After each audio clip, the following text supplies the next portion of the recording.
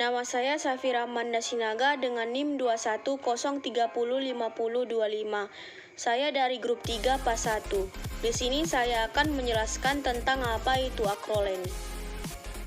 Akrolen adalah aldehida tidak jenuh yang ada pada saat proses memasak dengan suhu tinggi dan pembakaran. Paparan manusia terhadap akrolen terutama terjadi melalui asupan makanan dan pelepasan endogen. Akrolen endogen dapat memberikan efek buruk bagi kesehatan karena toksitasnya yang tinggi. Asupan makanan menjadi salah satu jalur utama paparan manusia terhadap akrolen.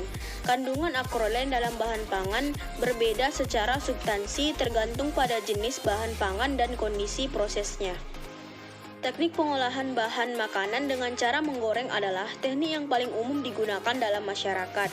Teknik tersebut juga sangat mudah dilakukan dengan menggunakan minyak goreng.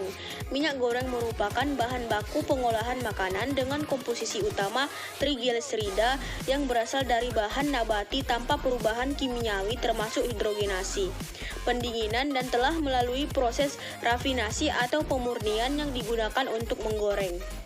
Minyak goreng sulit dipisahkan dari kehidupan masyarakat, tetapi ditemukan permasalahan bahwa adanya pemakaian minyak goreng lebih dari 2 kali. Kalau sudah begitu, namanya berubah menjadi minyak jelantah. Minyak jelantah memiliki ikatan rangkap asam lemak tak jenuh, teroksidasi membentuk isomer cis menjadi trans, pembentuk radikal bebas aktif aldehid keton sehingga terjadi polimerisasi struktur karena pengaruh panas dan dipercepat adanya oksigen. Oleh sebab itu, minyak jelantah berpotensi menghasilkan racun dalam tubuh. Selain itu, penggunaan minyak berkali-kali dapat menurunkan nilai gizi mutu bahan pangan yang dapat berpengaruh pada cita rasanya, serta membawa dampak buruk bagi kesehatan yang mengkonsumsinya. Jika dilakukan pemanasan berkali-kali, akan menghasilkan senyawa polimer padat dalam minyak yang disebut akrolen. Akrolen merupakan senyawa yang terbentuk akibat adanya dehidrasi dari gliserol.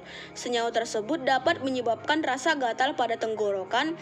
Akrolen juga dapat memicu proses struktur molekul LDL berubah yang akibatnya tidak dapat dikenal kembali oleh sistem kekebalan tubuh manusia.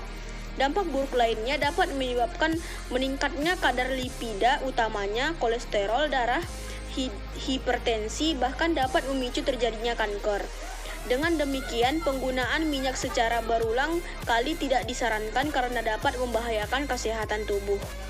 Pada proses penggorengan, bahan yang digoreng mengalami pemanasan akibat kontak dengan minyak goreng yang panas. Pada umumnya, perubahan kandungan gizi dan kadar air pada bahan pangan selama proses pemanasan dapat terjadi. Dalam proses penggorengan, setelah dipanaskan, ikatan pada gliserol akan putus sehingga menyebabkan lepasnya 2 molekul air dan membentuk senyawa akrolen. Akrolen adalah aldehida tak jenuh yang dihasilkan secara in vivo dan in vitro. Makanan yang digoreng adalah salah satu sumber akrolen yang terbentuk dari asam amino, lemak, dan karbohidrat selama proses pemanasan bahan secara termal. Penggunaan minyak sebagai media masak dapat digunakan dalam proses pemurnian atau penggorengan dengan menggunakan minyak yang banyak.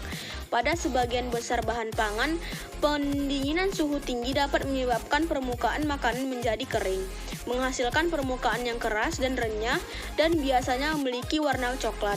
Pada saat proses penggorengan, suhu tidak boleh dibiarkan terlalu tinggi karena dapat membuat minyak cepat berasap.